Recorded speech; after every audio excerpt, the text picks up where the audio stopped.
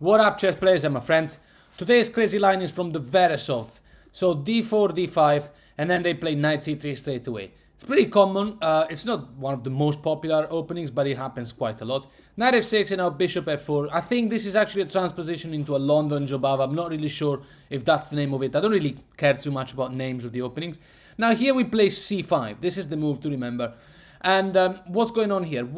Obviously white cannot do that attack knight b5 with a threat on the square c7 because you can simply defend it. You've got a check, and then you're going to win the knight unless the knight goes back, in which case black is actually now much better. And I've made videos about this and how to beat the London system, so go check them out.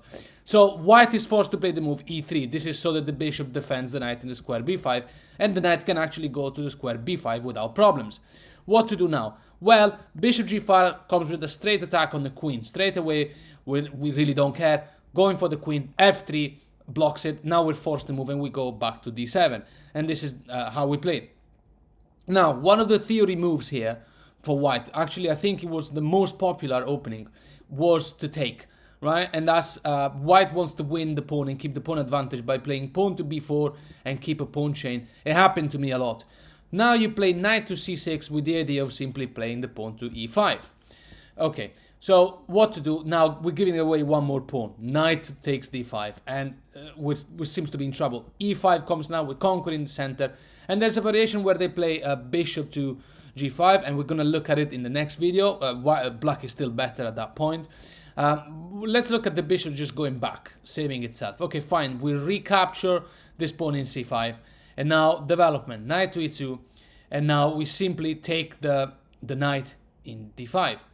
Queen takes back, only move that makes sense, and now queen to b6, finalizing the attack on the square, e3 and b2. And now white is realizing how bad a mistake it was not to castle. Okay, so white castles, okay, not much to do here. Castles, now bishop attacks the queen has to go, but where? There are no squares to go, except, well, probably d3 or d2.